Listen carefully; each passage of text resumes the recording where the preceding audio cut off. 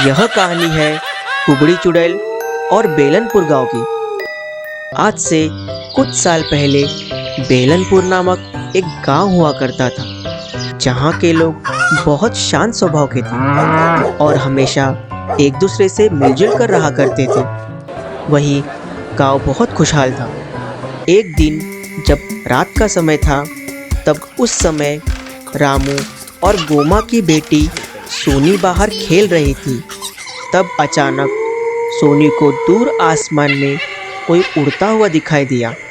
सोनी अपने माता पिता के पास जाकर कहती है, मम्मी पापा, मैंने आसमान में किसी को उड़ते हुए देखा है।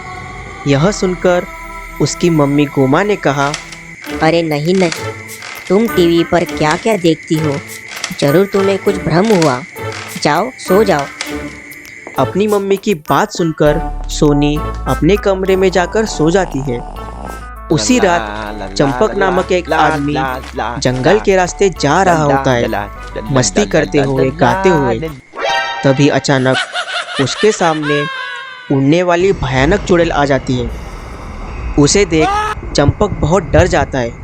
वो चंपक से कहती है, ही, मैं कुबड़ी चुड़ैल हूँ।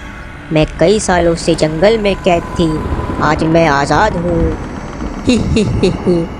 यह सुन चंपक ने कहा, तो मैं क्या करूँ, प्लीज मुझे जाने दीजिए।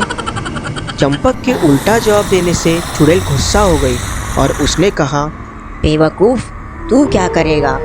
करूँगी मैं तुझे अपने साथ लेकर जाऊँगी और पका कर खा जाऊँगी। यह सुनकर चंपक बेहोश हो जाता है और कुबड़ी चुड़ैल उसे अपने साथ ले जाती है। धीरे धीरे एक एक करके वो कुबड़ी चुड़ैल सबको अपना शिकार बनाने लगती है। जो उस जंगल से गुजरता है वो उसका शिकार बन जाता है। गांव गांव में इस बात की खबर लग जाती है और लोग रात को घरों से बाहर निकलने से डरने लगते हैं। एक दिन सोनी घर के बाहर खेल रही होती है। तभी अचानक उसकी नज़र आसमान की तरफ फिर जाती है और उसे कोई उड़ता हुआ दिखाई देता है। वो खुद से कहती है, आज तो मैंने कोई टीवी नहीं देखा, ना कॉमिक बुक पढ़ी, फिर मुझे कौन दिखाई दे रहा है? चलो जाकर देखती हूँ। ऐसा सोचकर वो जंगल की तरफ निकल पड़ती है। जैसे वो जंगल पहुँचती है, कुबड़ी चुड़ैल उसे उठाकर ले जाती है। यह सब गोमा देख लेती है, क्योंकि गोमा सोनी को बुलाने उसके पीछे दौड़ती है, पर सोनी उसकी सुनती ही नहीं। गोमा घर आकर रामू को पूरी बात बताती है, जिसे सुनकर दोनों रोने लगते हैं। तभी अचानक उनके पास एक बूढ़ी औरत आती है और वो उन दोनों से कहती है, मैं कुबड़ी चुड़ैल की बहन बुबड़ी हूँ। मेरी बहन काला जादू करती थी, इसलिए उसे पंडित जी ने श्राप दिया कि वो गहरी नींद में चले जाएगी और धीरे धीरे मर जाएगी। यह सुनकर वह लोग अचंभित हो जाते हैं। बुबड़ी बुड्ढी ने फिर से कहा, मैंने कुबड़ी को तुम्हारी बेटी को ले जाते हुए देखा। मैं भी वही खड़ी थी, वो जरूर उसे अपने अड्डे पर लेकर गई होगी। यह सुनकर रामू कहता है, अड्डा? कौन सा अड्डा? वो कहाँ है? बुबड़ी कहती है, कुबड़ी तुम्हारी बेटी को खाकर हमेशा के लिए जवान बन जाएगी। यह सुनकर रामू कहता है, क्या? बुबड़ी जी, प्लीज मेरी बेटी को बचाने का कोई रास्ता बताइए। बुबड़ी उन्हें कहती है, हमें जल्द से जल्द पंडित जी से मिलना होगा, वही रास्ता बताएंगे। वो सब पंडित जी के घर की तरफ निकल पड़ते हैं। पंडित जी से मिलते ही बुबड़ी बुड्ढी सारी बात उन्हें बता देती है। पंडित जी यह सुनकर कहते हैं, कुबड़ी चुड़ैल की ताकत उसकी छड़ी में है, हमें उसकी छड़ी को नष्ट करना होगा, वो अपने आप खुद खत्म हो जाएगी। पंडित जी की बात सुनकर सब चुड़ैल के अड्डे पर पहुंच जाते हैं।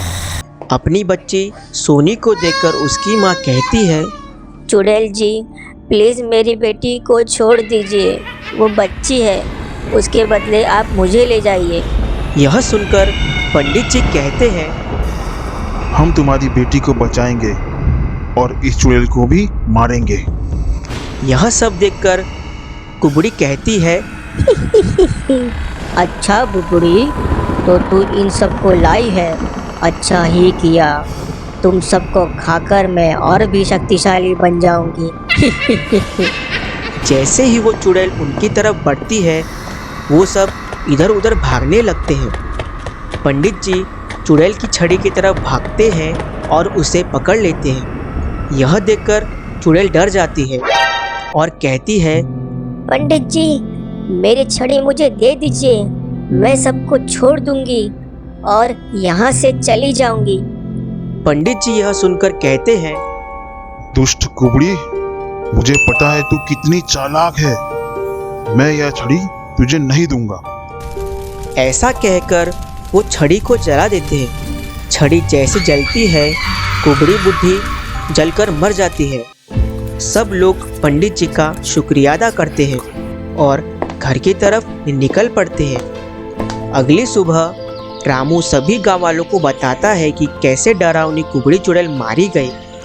रामू की बात सुनकर गांव वाले खुशी से झूम उठते हैं। उस दिन के बाद से बेलनपुर गांव में फिर से खुशियाँ लौट आती हैं और लोग पहले की तरह बिना डरे आने जाने लगते हैं। धन्यवाद। अगर आपको यह वीडियो पसंद आई तो हमारे वीडियो को लाइक एंड शेयर कीजिए और हमारे चैनल को सब्सक्राइब कर दीजिए। Thank you.